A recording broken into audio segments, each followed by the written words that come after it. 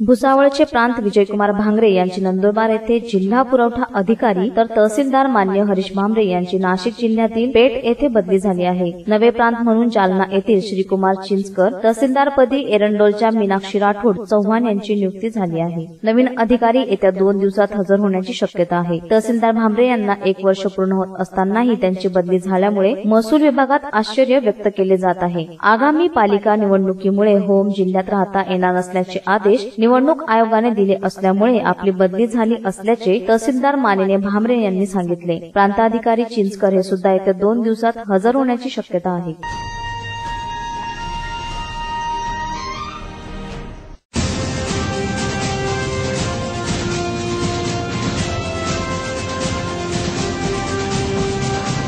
प्रवासी हिताचे निर्णय घेणाऱ्या परिवहन महामंडळाने प्रत्येक बस स्थानकात नेहमी स्वच्छता ठेवण्याचे आदेश दिले आहेत। मात्र भुसावळ बस स्थानकात या आदेशाची पायमल्ली होत आहे। शासनाने 16 ते 31 मे पर्यंत सर्व शासकीय कार्यालयांमध्ये स्वच्छता पंधरवडा राबवण्याचे आदेश दिले आहेत। मात्र या आदेशाच्या आगाराला विसर पडला आहे। प्रवासी संख्या वाढवण्यासाठी महामंडळातर्फे अनेक उपाययोजनांची अंमलबजावणी केली जात आहे। प्रवाशांशी सौजन्याची वागणूक ठेवणे, बसेसमध्ये स्वच्छता ठेवणे, बस भाड्यात सवलत देणे अशा अनेक उपायांची अंमलबजावणी केली जात आहे। यासोबत स्थानकात नियमितपणे स्वच्छता करणे आवश्यक आहे। मात्र बस स्थानकातील अल्प उपहारगृहाचे सांडपाणी परिसरातच साचते, त्यामुळे दुर्गंधी पसरते। तसेच आगारातील प्रवासी निवाऱ्यात असलेल्या बाकांची दुरवस्था झाली आहे। परिसरात मोकाट गुरांचा वावरही वाढला आहे। आगार प्रशासनाने बस स्थानकात स्वच्छतेला प्राधान्य द्यावे, मात्र याकडे दुर्लक्ष होत असल्याने प्रवाशांना त्रास सहन करावा लागत आहे। भुसावळ बस स्थानकामध्ये घाण्याचे साम्राज्य वाढले आहे।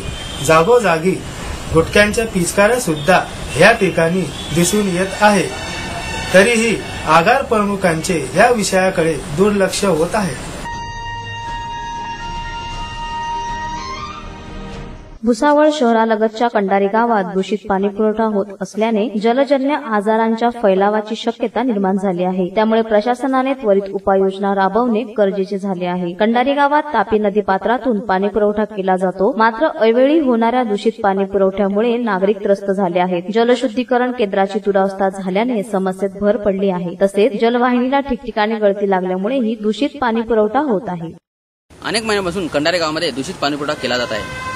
पाणी शुद्धीकरणासाठी कोणत्याही प्रकारच्या उपाययोजना इथे केल्या गेलेल्या नाही। तरी ग्रामपंचायतीने या विषयाकडे गांभीर्याने लक्ष द्यावे अशी नागरिकांची। शासनाच्या वतीने अनेक वर्षापासून कुष्ठरोग निवारण मोहीम राबवली जात असताना देखील या रोगाचे प्रमाण कमी होत नसल्याचे दिसून येत आहे। 5 वर्षापासून कुष्ठरोग तंत्रज्ञ हे पद काढून घेण्यात आल्याने प्राथमिक टप्प्यांवर असलेल्या कुष्ठरोगांवर योग्य इलाज होऊ शकत नसल्याने रोगांमध्ये वाढ झाल्याची माहिती समोर आली आहे। जिल्ह्यात सध्याच्या स्थितीला 555 कुष्ठरोगाचे रुग्ण आहेत। कुष्ठरोग हा मायक्रोबॅक्टेरियम लेप्री नावाच्या जंतूमुळे होणारा सांसर्गिक असा आजार आहे। सांसर्गिक रुग्णांपासून त्याच्या शिंकेद्वारे किंवा खोकल्याद्वारे हे जंतू हवेमध्ये पसरतात व निरोगी व्यक्तीच्या श्वसनामार्फत शरीरात जातात। पण ज्या व्यक्तींची प्रतिकारशक्ती कमी असते त्यांना कुष्ठरोगाचा आजार होत असतो। प्राथमिक स्तरावर आजार उद्भवून आल्यानंतर त्यावर तत्काळ निदान झाल्यास आजार बरा करणे शक्य होत असते। केंद्र सरकारच्या निर्देशानुसार राज्यातील 16 जिल्ह्यांमध्ये कुष्ठरोग शोध अभियान राबवण्यात येणार आहे। केंद्र शासनाच्या निर्देशानुसार राज्यातील 16 जिल्ह्यांमध्ये कुष्ठरोग शोध मोहीम राबवण्यात येणार आहे।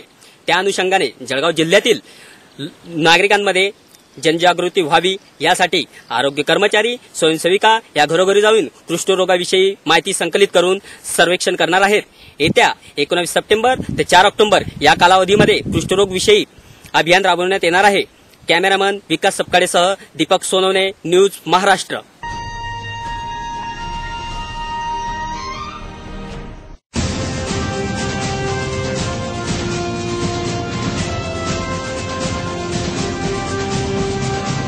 स्वामी तिन्ही जगाचा आई विना भिकारी ही म्हण खूप वेळा सत्यात आपल्या समोर आलेली आहे। माता, आई, जननी ही अशी नावं आहेत की जी समोर येतात। कितीही कठोर हृदयाचा माणूस असला तरी त्याच्या पापण्या ह्या ओल्या होतात, कारण आईची जागा या जगात कोणीच घेऊ शकत नाही। परंतु या विपरीतच एक घटना चंद्रपूर जिल्ह्यात घडली आहे। यात एका मातेनेच आपल्या मतिमंद मुलीचे जीवन संपवले आहे। या मतिमंद मुलीची हत्या करून आईने स्वतः आत्महत्येचा प्रयत्न केला आहे। पण या मातेनं या मतिमंद मुलीची हत्या का केली यामागचं कारण अजून गुपितच आहे. आत्महत्या करणाऱ्या आईवर चंद्रपूर येथील एका रुग्णालयात उपचार सुरू आहेत. या प्रकरणाविषयीचा पुढील तपास चंद्रपूर पोलीस करत आहेत. परंतु ऐकूनही कानावर विश्वास न बसावा अशी ही घटना समोर आल्याने चंद्रपूर वासी थक्क झाले आहेत.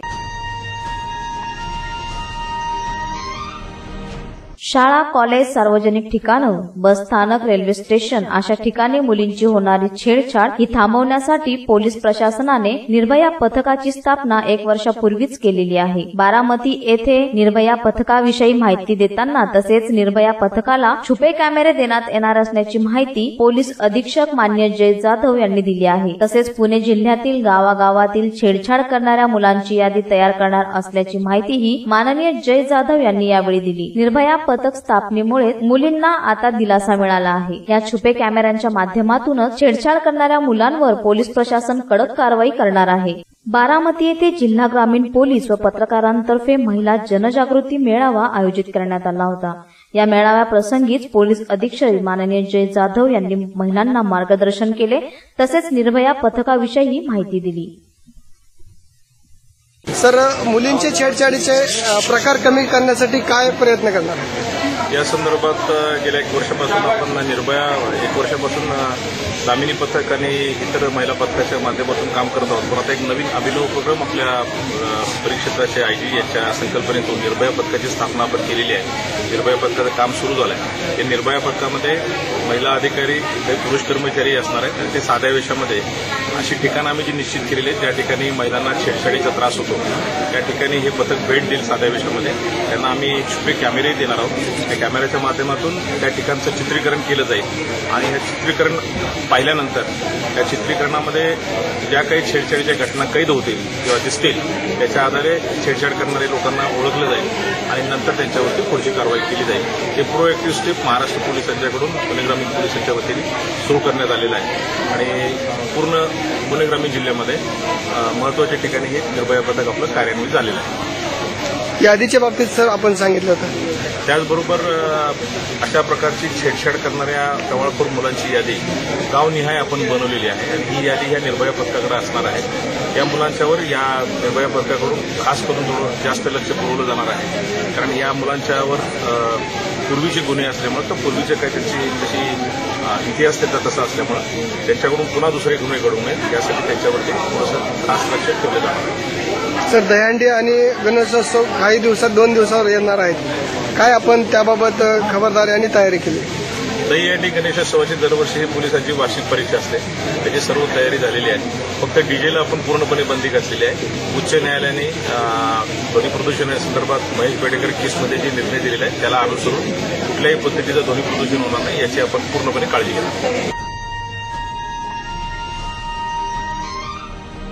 पाडळसे येथील ग्रामपंचायत पाणीपुरवठा कर्मचारी, साफसफाई कर्मचारी यांचा 4 महिने, 3 महिने व 2 महिन्यांचा पगार थकीत होता. याबाबत सरपंच यांना निवेदन देखील देण्यात आले होते. पगार न मिळाल्याने दिनांक 23 ऑगस्ट रोजी सकाळी 7 वाजेपासून सर्व कर्मचाऱ्यांनी काम बंद आंदोलनाची भूमिका घेतली आहे. प्रशासनाच्या ग्रामविकास अधिकारी संजय भारंबे यांनी 2 दिवसानंतर पगार करण्याचे आश्वासन मिळाल्याने काम बंद आंदोलन स्थगित करण्यात आले. याबाबत कर्मचाऱ्यांचे किराणा दुकान, मेडिकल, भाजीपाला, दवाखाना यांचे खूपच बिल झाल्याने कर्मचाऱ्यांना प्रथम पैसे द्या नंतरच सामान मिळेल या दुकानदारांनी घेतलेल्या भूमिकेमुळे त्यांचे सर्व रस्ते बंद झाले आहेत. यामुळेच काम बंदची हाक द्यावी लागल्याचे श्रावण रल, प्रवीण झांबरे, नरेंद्र चताळ यांनी सांगितले. याप्रसंगी सरपंच मीना तायडे, ग्रामपंचायत सदस्य ज्ञानेश्वर तायडे व खेमचंद्र कोळी, संजय भारंबे आदी उपस्थित होते. तो आमचा बरा सीता को भरणा होत नाही बारे प्रत्येक महिन्याला आमचं नुकसान आहे. प्रत्येक महिन्याला आमचं नुकसान आहे त्याच्यात आमचं नुकसान झालं. तुम्ही आमचा पगार टाकता तर तुम्ही 1000 रुपयाची आमची एकटा इकडे घेता